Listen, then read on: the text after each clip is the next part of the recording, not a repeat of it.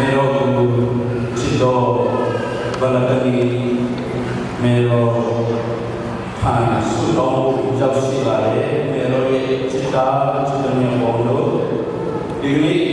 Tenoni Mopioyani Tiagaro Sen Alfonsus I Bawa Meron Mariai Akangkala Pawamu Akangkala Jalur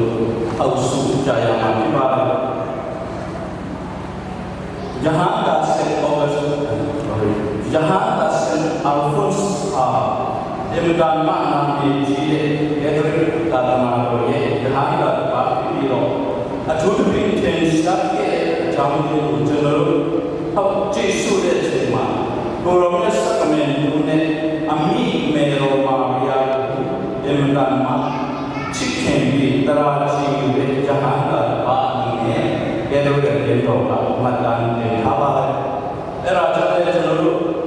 Urome Pumio Chine Mero Pumio Chin Sure Sao Didi Every Lureshi Amalureshi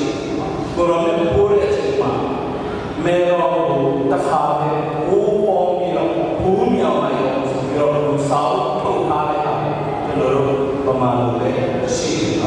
Japare Sao Didi The Noses and Rijata Masih aku, yang kusui isunya, isi yang ada manusia pun begitu. Jadi sawah itu kan manusia sawah.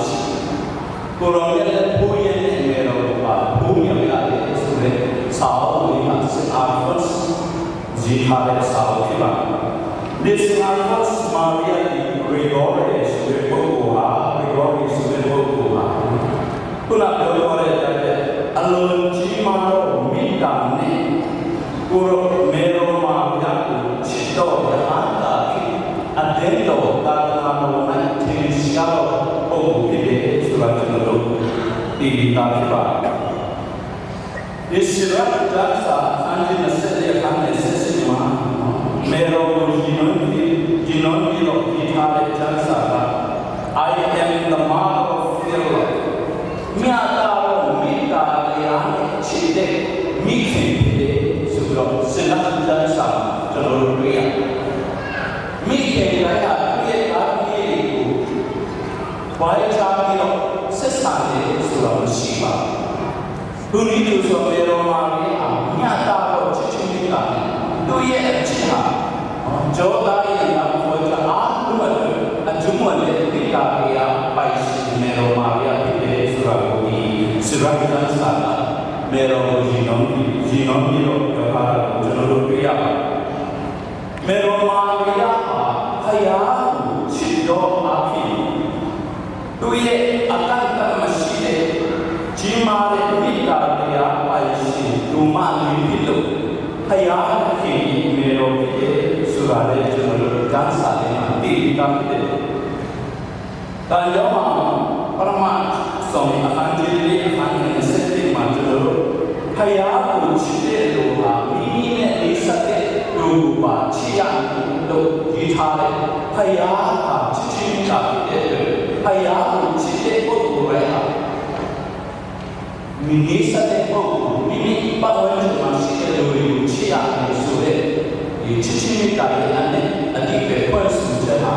Meroye Lalunda Gengong Biro Dali Oku Pide Surat Jalur Kiamat Kaya Cicina Cimadi Jalur Pawan Masih Luri Cina Kiba Jalur Kaya Cici Yore Wale Cima Pawan Nisate Luru Nisate Luru Ini Tasu Roma Citten Tala Mencit Cici Rumah Biaya Cicina Tapi buah cici pakai orang mereka prima cintu ya kita sudah masih pada ati beriba. Raja jalur di cici dan Kristen dan diama mero mariane jahan asan Alfonsus de bawa dalam cici belum jensak di hele sudah jalur ini harus mendalam aji pare kayak ini. Gerwig attendò alla Hanna e San Francisco Francis de Sales Oliver Fidelis di Jakarta tu doa samsara kaya cicing api doa samsara datang kaya ada bahwa samsara ada surah dikima ini wujud buat samsara ada dunia kalau kaya sini datang mimi bahwa samsara ada Tuhan yang mendatangkan Nepal yang kriya itu menurut datang wanita saya cakap bahwa jengkang ini ayat wasikan samsara Raja di Jakarta pernah objek kali Jakarta tapi itu bahwa samsara ini sudah cerita ayat ucinan jimalun ayat ucito api damai Indonesia ni maaf Allah jadi Jakarta ini ni maaf Allah jadi Jakarta siapa kita Dulu dibuat tentara kriya. Melodi kaya ucina acaya anda bite kalau biro cite. Labiro melo maya kaya ucine surah. Tongke namano nyale anda nyale cicine kalau de surah jenero. Ikere jadi mano na dono jana tapi bar. Dasun melo maya surah Beniakan cenderung jasa belum visi surah ini langsung jasa lewat apa sih yang kan yohan mata jadi melo di melo tahu mulai lewat apa yang belum kita akan ansese anima tu bawa atas anima tu yo Đây là của chi mà ta nhớ thầy ai ta mà mẹ rồi ta anh chi thầy ai anh em biết mình sẽ cho nó được ta khi Yesus tu lại là mẹ rồi thằng cho nó được của anh làm thầy jangan cuma visi kami. Anak ni sudah dua ni agama itu. Tu ye tak mereka tu ambil jalur anak hari sudah. Cuma minta baisi tidak berito. Pak biar dia tahu. Enak boleh orang tahu sendiri cuma ye tak tu dihani. Di laut ikan ini di danau aku sakit le pria di alun cuma ye Yesus sosial au anak ada sudah kecil merah atau bawa tapi apa tu nalung tuan tapi lalu sebelum jasa Kristo ye sedari nalung tuan itu dia tahu semua tadi dia apa adik berguna apa jasa pun ni lalu nama dia Raja Jalur Raja Cina mini Buraika dan King Fredo Buraika dan Yohan Mero Yesus semua makanan Cina digini di kami itu deyaulah tu bawa tu biar ya tu ye di dansa uji thata Raja Cina Jalur Mero datang ini dan Yohan usahir datang ini Jalur Mero Yesus semua Muhammad anak cipta surah cenderung ini nak bawa Jawa su. Tapi nak mero penani sensasi betul. Mero hadiru cimare kita yang buat saya cin api tu bawa bisa yang ayat yanci. Loi kita yang jaga. Doa tampu cici bisa yang jadi tampu cici bisa yang ayat apa deh. Tu bawa na cincin jima do kau wina tu ye na dong dama fansa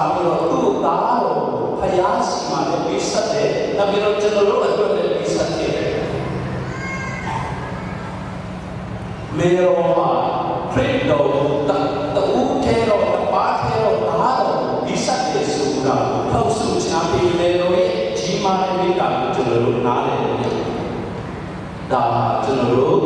မေရောနဲ့ခရစ်တော်ရဲ့ဒီဆက်ချက်အခြားပြတဲ့ကိုဒီတရားဟောတဲ့မေရောမထဲသူတို့ကဘယ်လိုခေါ်ထားလဲဆိုတော့ဘုရားသခင်ကကြီးမားသောမြတ်တာတရားနဲ့ဒါတော့ဒီဆက်ချက်ဆိုတဲ့ဒါရောအခန်းကြီးမှာခန်းရဲ့ဆက်ချက်ကိုပဲပြောထားဒါပေမဲ့ဒီကားတဲ့ချင်းမှာဒုက္ခခါနေတဲ့မေရောမှာသူ့ရဲ့တာဝန်တော့ဒီဆက်ချက်ဆိုတာအခြားပြတဲ့ကိုလည်းမထောက်စုအဲ့ဒါတရားပြီးကြတယ်အချက်ပြတဲ့လည်းတရားမပြီးတဲ့လို့အစစ်စစ်ပေါ်ဝဲပြလာတဲ့ဒီအချက်တွေကြကျွန်တော်တို့ရဲ့တုတ်တဲ့တော်မှာမေတော်ကိုဒါတော်ကိုရကျွန်တော်တို့ရဲ့အမြင်ဖြစ်ပြီးဆက်တဲ့ဒီမေတော်တဲ့ကနေခံတဲ့ဒုက္ခဝေဒနာဒုကိုယ်တိုင်ခံစားနေတော့နာကျင်ချစ်ကိုဒီလာစေအားရဲ့ချက်မေတော်ရဲ့နာကျင်ချစ်ခொနထွေကိုကျွန်တော်တို့ဘဝရဲ့အနေနဲ့ချက်ပါပါဖြစ်ချစ်ချင်းမေတ္တာပါလေဆိုနာကျင်ရခံစားရမခံစားရတဲ့မနာကျင်တဲ့ချစ်တဲ့ဆိုတော့ပတ်သက်တဲ့ပြောတာကျွန်တော်တို့တဲ့လူစနာတွေကောက်ဆက်အလကားတကယ်ချစ်တာတကယ်ချစ်တဲ့ဆိုပြီးစားတဲ့အနိနာအားနဲ့တူမှာတူဘဝမှာလူနာချင်ခဲ့တယ်ဆိုရင်မေတော်ရဲ့ဒီဆက်မှုဟာကျွန်တော်တို့ဒါတိုင်းချင်တယ်မှာကျွန်တော်တို့ဒါသမီးမေတော်ရဲ့ဒါသမီးတွေကိုအစာပြုတဲ့နေရာဖြစ်တယ်အဲ့တော့ကျွန်တော်တို့ဘာသာလူတွေဟာဒါတိုင်းချင်ရင်ကနေပေါက်ဖွာလာတဲ့ဖယားရဲ့ဒါသမီးတွေမေတော်ရဲ့ဒါသမီးတွေဒီဖြစ်တယ်ဆိုတာကျွန်တော်တို့ဒီနားလေဘောကူလူပါလေတပည့်မမေတော်မှာဘုရားရဲ့ကြီးမားသောချစ်ချင်းမေတ္တာနဲ့အကန့်အသတ်မရှိသောချစ်ချင်းမေတ္တာတခင်ခရစ်တော်ရဲ့အသေးခံခြင်းဖြင့်ကျွန်တော်တို့ပြည့်စုံတယ်လို့ကျွန်တော်တို့နားလည်ရပါတယ်။ဘာဖြစ်လို့လဲဆိုတော့ဒီယဟန်တာစင်ဘောလမင်းချာကကျွန်တော်တို့ပြောတာမေတော်ရဲ့ချစ်ချင်းမေတ္တာကျွန်တော်တို့လောကမှာရှိတဲ့လူသားတို့ရဲ့ချစ်ချင်းမေတ္တာတဲ့အမှန်တမ်းကြီးမြတ်ပြီးတော့တာလုံးနဲ့ချစ်ချင်းမေတ္တာဖြစ်တဲ့အတွက်မေတော်ကသူ့ရဲ့သားကိုကျွန်တော်တို့ကိုပေးလို့မကသူ့ဘဝမှာသူ့မိမိကိုထက်တော့လူချစ်တဲ့သူ့သားကိုကျွန်တော်တို့ပေးတာဖြစ်တယ်။ယဟန်တာစင်ပေါ်မင်းချာတဲ့လူဆိုတာကျွန်တော်တို့ကကိုချစ်တယ်ဒါပေမဲ့ကိုထက်လူများကိုချစ်တယ်ဆိုတာမေတော်ပဲရှိတကယ်ခရစ်တော်နဲ့ဘုရားရှင်နဲ့မေတော်ပဲရှိအဲ့ဒါချစ်ချင်းတာရဲ့လေးမျိုးကိုထောက်ဆုပြီးမေတော်ကိုအားကိုးပြီးတော့ယုံကြည်အားကိုးပြီးတော့ဆုတောင်းခြင်းနဲ့စိတ်ဟာပေါ်ထွက်နေတယ်နောက်ပြီးတော့ကျွန်တော်တို့မေတော်ဟာဘောမြတ်တော်မိခင်ဖြစ်တဲ့ကြီးမားသောမေတ္တာတရားပါရှင်ဖြစ်တဲ့ဆိုရင်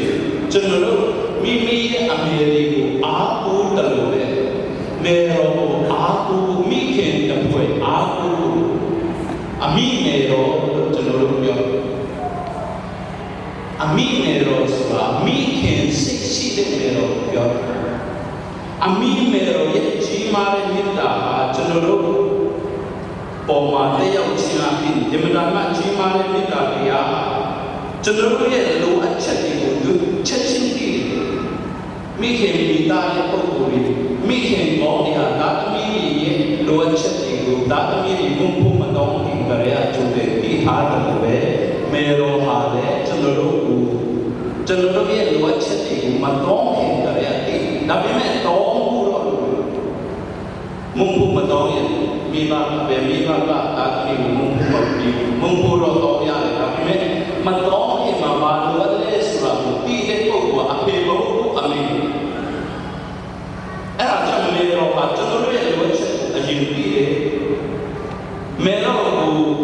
အားလုံးပြီးတော့ဆုတောင်းတဲ့ပုဂ္ဂိုလ်တိုင်းဟာမေတော်ကအစင်တဲ့ကိုယ်ကိုရှိတယ်ဆိုပြီးတော့ကျွန်တော်တို့နားလည်တော့ပေါ့မှာဖြစ်တယ်စင်အာဖတ်ဆိုလိုက်ကဒီအချက်တွေပတ်သက်ပြီးတော့ဘယ်လိုပြောတာလဲဆိုရင်မေတော်ကိုချစ်ကြစုမေတော်ကိုချစ်ခြင်းအပြင်သူ့ရဲ့ဆုတောင်းခြင်းနဲ့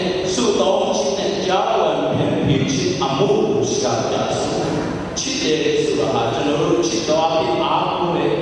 ကိုးလို့တဲ့ကိုသူ့ကိုအမွေတော်နဲ့ ဒီအပေါ်ဒီတောင်းချင်မှာကျွန်တော်တို့တို့ကိုကြားတို့ကိုကျွန်တော်တို့ဘုရားနဲ့ကျွန်တော်တို့ကြားထဲမှာကြားဝတ်တဲ့ဒီအနေနဲ့ကျွန်တော်တို့အသုံးပြုအဖေစီမှာမတော်ခဲ့တဲ့ပုဂ္ဂိုလ်ဟာအမေစီကြီးလာပြီးတော့အမေကနေအစအဖေရှာလာတဲ့ပိုက်ဆံကိုဒါလိုမျိုးရရှိတယ်လို့ဘုရားရှင်ရဲ့ကျေးဇူးတော်ကိုအမေတော်အားဖြင့်ကျွန်တော်တို့ရရှိတာဖြစ်တယ်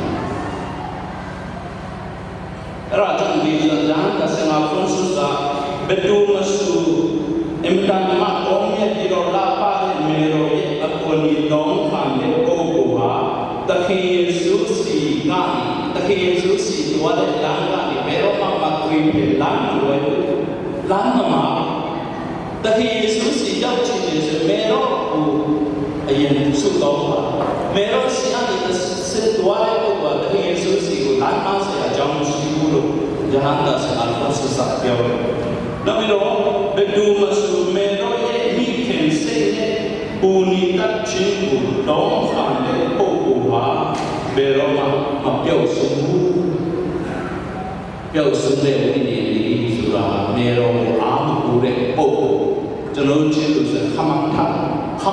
အကြည့်တဲ့တုံးလို့အမောလို့တုံးလို့ပြန်အထွန်းရဲ့လို့တဲ့ခမန်ထပျောက်ဆုံးတဲ့ဝိညာဉ်ဆိုတာနေတော်ကိုအားမကိုတဲ့ပုဂ္ဂိုလ်ကပျောက်ဆုံးတဲ့ဝိညာဉ်လေးဖြစ်တယ်နောက်ပြီးတော့နေတော်ဟာအမှန်တရားချုံမြတ်တာရတဲ့ပုဂ္ဂိုလ်ချုံမြတ်တာရတဲ့မိခင်ဖြစ်တယ်ဆိုရင်ကျွန်တော်တို့လောကမှာကျွန်တော်တို့ရဲ့နေ့စဉ်ဘဝတက်တာမှာပြင်ပြီးတော့မိမိဘဝမေရောရဲ့ကြီးမြတ်တော်မြတ်တာတွေအားနဲ့ထောက်ဆုပ်ပြီးတော့ကျွန်တော်တို့ကိုယ်ဘဝကိုပြန်ဆန်းစစ်လို့ပါSaint Blessed Albert the Great ကဘယ်လိုပြောထားလဲဆိုရင်ဘယ်လောက်လွယ်ကိုလဲဘယ်တော့ကိုချစ်တဲ့ပုဂ္ဂိုလ်ရဲ့ဘယ်လောက်လွယ်ကိုလဲဆိုရင်မေတော်ရဲ့ကရုဏာနဲ့ချစ်ချင်းမေတ္တာကိုရှာဖွေပါအင်တာနက်လွယ်ကိုလေမေတော်ကိုချစ်တဲ့ပုဂ္ဂိုလ်ဟာမေတော်ရဲ့ကရုဏာနဲ့ချစ်ချင်းမေတ္တာကိုရရှိတယ်ဒါပေမဲ့ဒီခေတ်မှာကျွန်တော်တို့လက်ရှိဘဝတက်တာမှာကျွန်တော်တို့ဘယ်လိုမှစကြမ်းစာမှာလည်းတွေ့ရတယ်ဒီမိမိရဲ့အတိတ်ကပြုခဲ့တဲ့အပြစ်တွေကြောင့်မိမိရဲ့ဩတ္တပစိတ်ဟာမိမိရဲ့စိတ်ဟာမတတ်ဘူးစိတ်ဟာမပြုစင်ဘူးဘုရားရှိမှအပြစ်ရှိတယ်ဘယ်တော့ရှိမှအပြစ်ရှိတယ်လို့ကျွန်တော်တို့ခံစားနေတဲ့အချိန်မှာကျွန်တော်တို့ဒီကျမ်းစာတွေကိုထောက်ဆုနော်ပရောဖက်ဒုက္ခကြဟန်ကျင်းဆက်တဲ့အခန်းကြီးဆက်မှာဖြတ်မှတ်တော့ပုဂ္ဂိုလ်တော်မှာတဏှိမှာတည့်ရမှာခဏတည်းကြာဆုံးတတ်တယ်လောကမှာဘယ်လိုမှဆိုအပြစ်ထဲကြာရောက်တဲ့အကျင့်တော်ရှိကြဒါပေမဲ့ဒီကမ္မတဲ့ပုဂ္ဂိုလ်ဟာခဏတည်းကြာဆုံးနေတယ်Ephesus အန်ဂျီခေါ်အမိုင်းနဲ့ဆေမာလောကမှာကောအပြစ်မလို့တဲ့ကောမှုတူဒီချီတဲ့လို့တဲ့ပုဂ္ဂိုလ်ဆိုတာလောကမှာဘယ်သူမှမရှိဘူးအပြစ်များများလို့ဒီကောမှုတူနဲ့ပြန်ပြီးတော့ဆက်ပြီးဖြစ်ရတယ်ပုဂ္ဂိုလ်ကအပြစ်မရှိဘူးလို့ဘုရားရှင်ရဲ့ရောစမပြောရတော့ကလိုလေလိုနေရတယ်မိမိကိုယ်လည်းနေရတယ်အပြစ်ရှိတယ်ဆိုကျွန်တော်တို့မှာမေရောရဲ့စိတ်တွေစိတ်ထားမေရောရဲ့ဒုက္ခတရားကိုဖောက်ဆုံးပြီးတော့ကျွန်တော်တို့ဘောင်းမှုကိုတူပြီးများများလို့ဒီတိုက်တွန်းချက်တွေကျွန်တော်တို့နားလေကိုတွေ့အထူးသဖြင့်မေရောကိုအားကိုးတဲ့ပုဂ္ဂိုလ်ဟာတကယ်ယေရှုစီကနေမှန်ချင်းကျေးဇူးတော်ကိုရရှိမှဖြစ်တယ်လို့ပြောတယ်။ဘာဖြစ်လို့လဲဆိုတော့ဒီမေရောနဲ့အတူစီချင်းအပြင်ကျွန်တော်တို့မေရောရဲ့အတဲ့ချင်းနဲ့အားကြီးချင်းကိုရရှိတဲ့ပုဂ္ဂိုလ်ဟာဘုရားသခင်စီကနေမှန်ချင်းကျေးဇူးတော်ကိုရရှိတယ်။ဘုရားသခင်စီကနေမှန်ချင်းကျေးဇူးတော်ကိုတောင်းခံနေဆိုရင်မေရောရဲ့အတဲ့ချင်းမေရောရဲ့အားကြီးချင်းကိုကျွန်တော်တို့အရင်ရှိဖို့ကိုလေအဲ့ဒါကြောင့်အလင်းတော်လုံးတင်ထားတဲ့တာဝနာတော်အလုံးတင်ထားတဲ့မေတော်ဟာစုကောင်းရှိတာလွယ်လွယ်လေးနဲ့တူတူလေးနဲ့အတိတ်လေးနဲ့အချက်ကျွန်တော်တို့ဒီကိုချင်မစားရတဲ့အာနိဝံကျွန်တော်တို့အုံမှာစုကောင်းပြီးတော့အခုချိန်ကနေစားပြီးတော့ဒီခါကြီးအထိကျွန်တော်တို့အုံမှာစုကောင်းပြီးတော့ကျွန် apisi tu bile suatu kubuan kandung merau abura. Jenut kata merau Maria kita justru lagi cuma mimpi kubu apisi itu makan sapi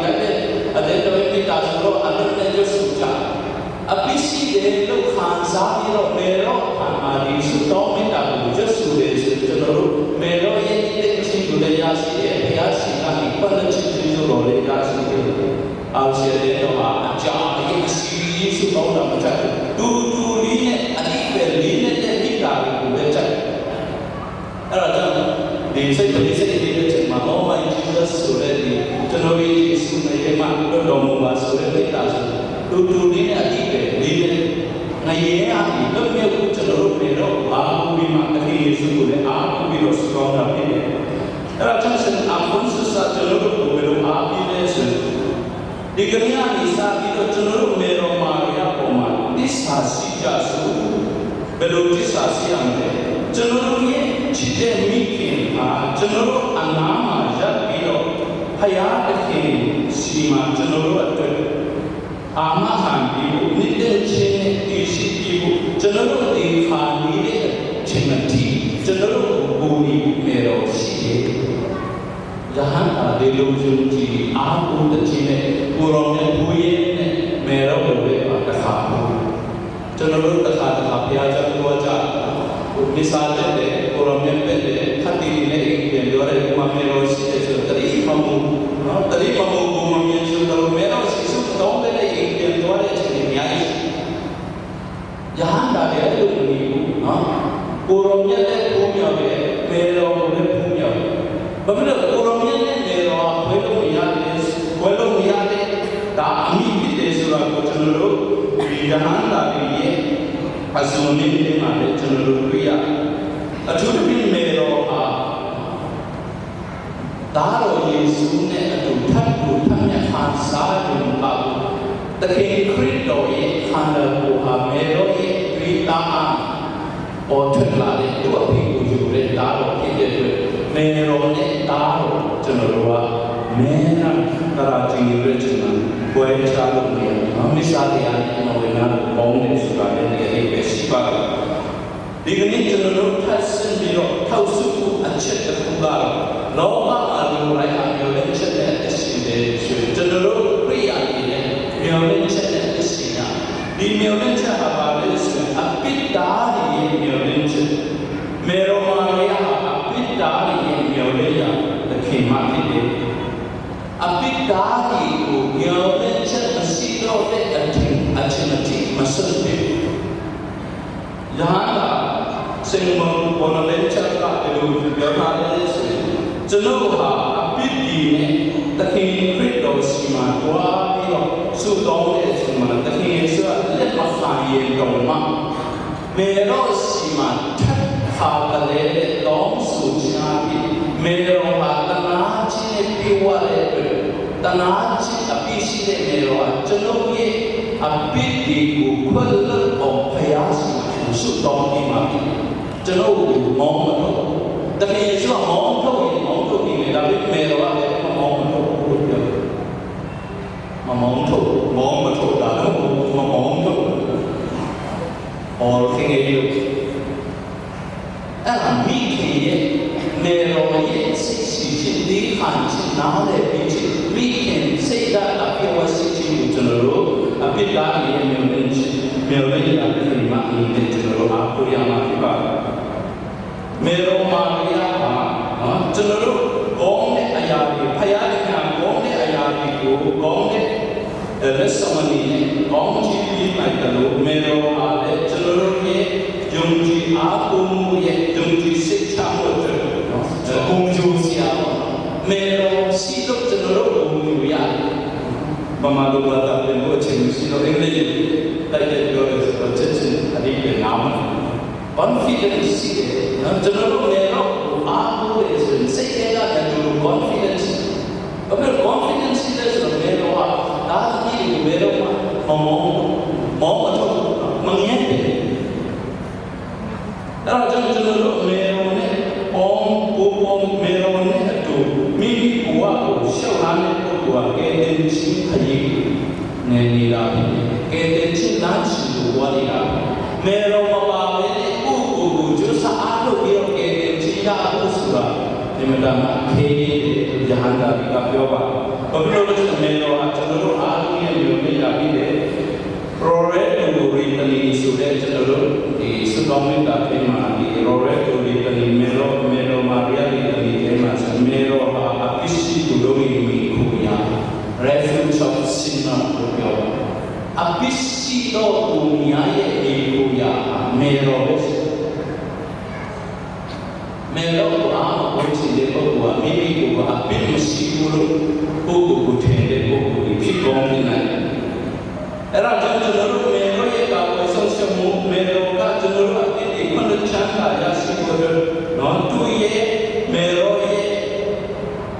big man lo the ma general tu ye su dong chao wan den su dong sin ha ne la ma aji ti ye to pyo jahan da sana conscious ko ya de pyo ka le api ji ma lo api lo de ko dai ha ku tu long wa ma pyo lo nai de ne no wai ne ni na ma chen pi ni de chin ma ke ten chin ko a thu lo an ni de chin ma me ro ka di po ku ni ke de tu le ka la tha me ro ha chalo lo di ni ko a ku ya me pi ni de chin no chalo lo ha ku tu long wa ku tu ko mu long wa ma pa be ne a pi di chang wai ne ni kya na ni de chin ma me ro ha chalo lo ye ku ya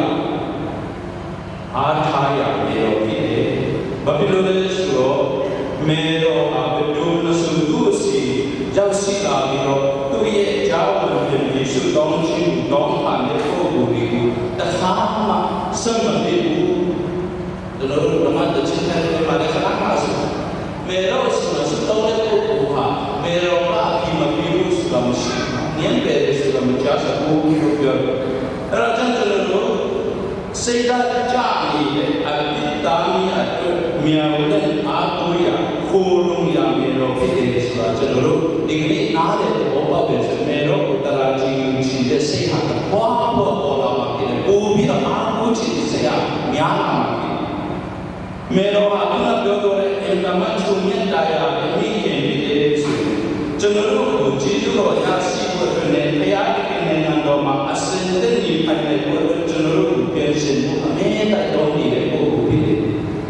meeting daya ta ni anak berjumpa biro pension hatu cenderung lauta yi ga ko ke na jauh pension dia ko amero kite cenderung dia raja mero thama jung nyamen chine aku de ko burai ha kaya sensikan ni jijo ya si ro entama mimba si de Ogu kita pun hayat ini nalung daga lekhan nai buat gong daga ni nyepi. Mero aku bila sungkong lepo mero kumyolen lepo hayat sikami gong jini jijo yasi intaku mengela si bila hayat ini nalung daga ni lekhan nai daga ni. Mero aku sendiri hayat sih menteri nai Sudah cenderung ini nade apa lupa ya. Cenderung meloma ia sikani cenderung mampu nak berkorek tajiji de jahan dah Alphonsus dah cenderung muda itu de tema. Melo ye khana buah tahi eswe khana buah melo khana buah ni no. Ojo lah kita tahi Bahawa yang kita lupa hayat yang mero wujud cere ni nama jizuro pian wei buat wujud cere api jizuro pian wei dispensers of grace jizuro pian wei mero wujud cere lupa bangke nama lo Nabi Allah mero gunung sedecima jizuro ni bisundong mero lupa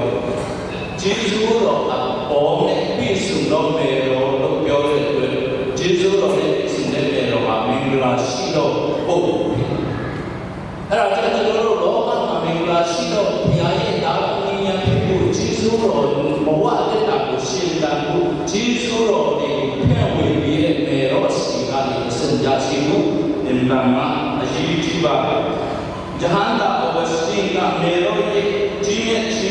ဆိုတဲ့အချိန်မှာမေတော်ဟာဘုရားသခင်ကိုယ်တိုင်ကဘုံပြုခြင်းခံရတဲ့ပုဂ္ဂိုလ်ဖြစ်တဲ့အတွက်မေတော်ကိုထောက်ဆိုနေမေတော်စီမှာအပိဆိုတဲ့ဘုရားလုံးဝထည့်မသွင်းနိုင်ဘူး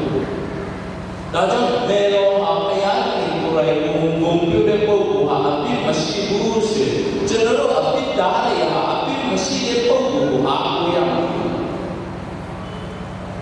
အပိဓာတ်ကိုအားကိုးအပိဓာတ်အပိမရှိတဲ့ပုဂ္ဂိုလ်ကိုအားကိုးရမယ်။ဘုရားသခင်ဟာတို့ကိုကယ်တင်တဲ့နေရာမှာနှမျိုးနှစားနဲ့ကယ်တင်တယ်။လမ်းစဉ်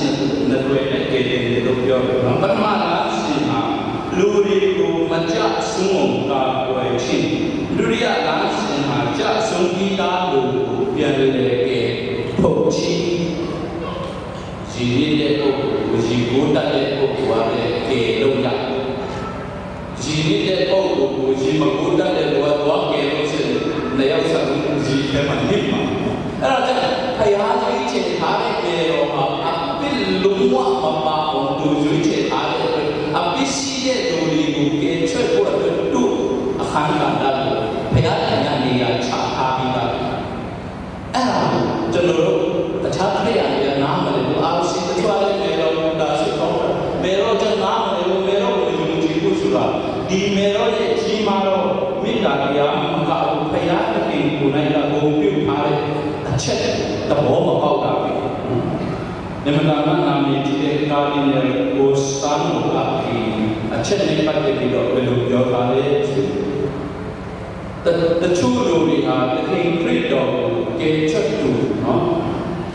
လတ်လတ်ကြီးကိုပြီးတဲ့ဒီပရိသတ်အနေနဲ့နော်ကယ်ချွတ်သူအနေနဲ့ခံကြတယ်ဒါပေမဲ့ဘယ်တော့မှမရကြတော့ပရိကကျူးတင်ပြီးတော့ကယ်လို့ထားတယ်ကြဆုံးလို့ကယ်တာမကြခင်ကြတဲ့အပိမရှိတဲ့ပုဂ္ဂိုလ်ကိုဖျားပါပြောတယ်ကျွန်တော်တို့ကြာအာလမ်ရဲ့ဘာနေကြာဆုံးနေဒီသားတို့ဒီနော်စီချွတ်မင်္ဂလာအပြည့်အစုံလို့ပြောတယ်ဒါပေမဲ့ကျွန်တော်တို့အပြည့်ခါခါကြာဒါပေမဲ့ဘယ်တော့လဲတကယ်ယေရှုကိုအားကိုးပြီးတော့ပြန်လေဒါပေမဲ့ဖျားတဲ့ခင်ဟာဒီခုနပြောတော့တဲ့မေရောရဲ့အခမ်းကဏ္ဍကိုသဘောကျဘာဖြစ်လို့သဘောကျအခါမှအဖြစ်တဲ့မကြတဲ့ပုဂ္ဂိုလ်ဆိုတာမေရောပဲရှိတယ်အဲ့တော့ကျွန်တော်မေရောကအဖြစ်နိဗ္ဗာန်ရောအဖြစ်တဲ့မကြရောက်တဲ့အတွက်မေရောကလည်းကျွန်တော်တို့ကတဲ့ချင်းအဲ့တော့မှကိုယ်ရင်းချစ်လို့ခေါ်တဲ့ကတဲ့ရှင်ပြီးရင်ဒီအကြီးဆုံးပုဂ္ဂိုလ်ဟာမေရောတချို့လူကြရတာနားမလည်ဘူးအခြားတွေ့ရတယ်ဆိုဘယ်လိုပြောရလဲတတိယဆိုတဲ့ခါနဲ့တဲ့ချစ်ရတယ်ဆိုတဲ့တရားဟောပြီးတော့တန်ရှင်တော်ဝိညာဉ်တော်နဲ့ဆိုတော့ပါမျိုးဟိုကျွန်တော်တို့ချစ်သူငယ်ငယ်တော့တဲ့ကတိလေးကိုစားလို့ဘုရားကြောင့်ပြန်မှာတော့ဘောပိနာမဝါရီတော့တာဟိုမျိုးကြမြင်စကောတော့ဘောမလာလာဘောဒါမင်းနဲ့တဲ့ချစ်ရဖို့ကဲတဲ့ချစ်တော့တကယ်ယေရှုနဲ့မေရောစီကဒီကတဲ့ချစ်ရမေရောတကယ်ယေရှုမြင်တဲ့ပုဂ္ဂိုလ်မှမေရောကစိတ်စီဒီခံချစ်တဲ့နားတဲ့ချစ်တဲ့လက်ခံပြီးပြောတယ်နော်ဒီဇာန်တာအဲ့တော့ကျွန်တော်မေရောကိုအားကိုးခြင်းအားဖြင့်ကျွန်တော်တို့ဘဝတက်ကမှာနော်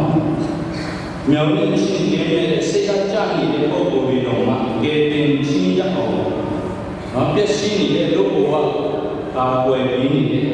ပြန်လည်ပြီးတော့ကဲနှုတ်နေတဲ့ပုဂ္ဂိုလ်ဖြစ်တယ်ယဟန်တာစင်ဘာနာကမေရောနဲ့ပတ်သက်ပြီးတော့ဒီနောဤရဲ့လေဘောပါမှာဟိုင်းလိုက်တာနမဟောင်းဒီမှာနောဤရဲ့ဘောမှာနောဤမိသားစုနဲ့ဒီဒိဋ္ဌာန်မျိုးစုကိုနောဤကလေဘောဒီစာပေရောကေနိုင်လို့အမိမေရောဟာအပိချေကနေနော်တဲ့ဘောကြည်ထဲမှာလိမြုပ်ခါပြီးဖြစ်တဲ့လူသားတွေအပိချလိမြုပ်ခါပြီးဖြစ်တဲ့လူသားတွေကိုမေရောရဲ့ဘောမှာပဲကဲရဟန္တာစင်ဘာနဲ့အဲ့တော့မေရောရဲ့ဘောကိုမရှိပဲနဲ့နော်အခြားပါစာတရားအခြားလူတွေရဲ့တဲ့ဘောကိုပဲစီးပြီးလို့စင်ကောင်းတယ်မရဘူးမေရောဟာနောဤလူပဲတဲ့ဘော sin is Yahanda sin Banana to Yoga. Yahanda sin Aslim Babioles, Mero, Ewa Atine, Adesin, Meeting, Erenuyan Manduka, Apitaja, Mero, Uyima, General Daria, Kawarate, Yashi. Mero Uyima, he is so much he passed over. Did the Hizune Yahantari, Bonsi Hale, Mero Uyima, General, Shendan, Shinaki, General, getting Shindashi, Ajiba, Ayaki, Sura, General, Dini, Nale, or Jasu, no so many. Achim si wale tanwana iwate the album do yola jo wale ko achim si wale sing Alphonse jo wale sakat khone le chama sunta bin damyang ho bin sunta na la ja bala bin kana lasado adi guru chindo guru damyang apel sima kuaya mafito lasado prindo guru chindo ha mero siga Waya ini jahan asing Alphonse Stop.